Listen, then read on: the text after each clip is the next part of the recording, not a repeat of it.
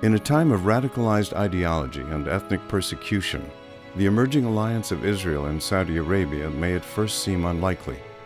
But with President Trump's withdrawal from the Iran nuclear deal, the converging interests of two of the most oppressive regimes in the region with those of the U.S. becomes ominous. Declaring a common goal of fighting terrorism and opposing Iranian regional influence, Israel and Saudi Arabia have much to gain from their new partnership, brokered in large part by Mohammed bin Zayed, the Crown Prince of Abu Dhabi, and Jared Kushner.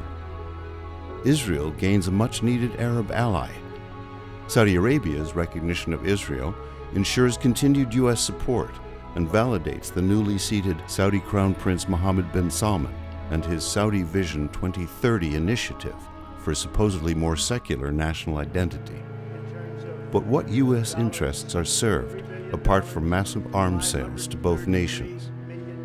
Recently, the Crown Prince of Saudi Arabia referred to Iran's supreme leader as the new Hitler of the Middle East. The Netanyahu government has persuaded itself, wrongly in my view, that the Islamic Republic of Iran represents an existential threat to the state of Israel. And that perception leads the Israelis to tilt in favor of Saudi Arabia in this Arab-Persian conflict. The Israelis would like to see military action in Iran, and Israel and Saudi Arabia have realized that it's in their interest to work with each other to find ways to isolate Iran even more, and what they both want is regime change. It's really Israel that has the most stake in seeing regime change in Iran, not the U.S. It is absolutely not in America's national interest to carry out a war like that. That's why we have the Iran deal.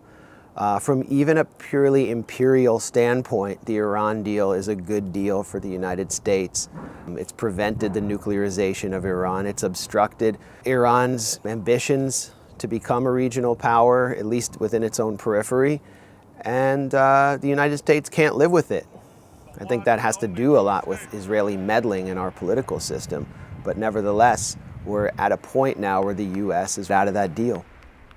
For Israel, there's a good reason to be against Iran and to posit Iran as the great enemy, because it diverts attention from the Palestinian problem in Israel, and it makes it seem like Iran is the big problem in the Middle East, not the Israel-Palestine question. Saudi Arabia sees this as a way to flex its muscles and intimidate its neighbors. And for the United States, we're still caught in this mindset that goes all the way back to the Islamic Revolution and the hostage crisis that tells us Iran is our enemy.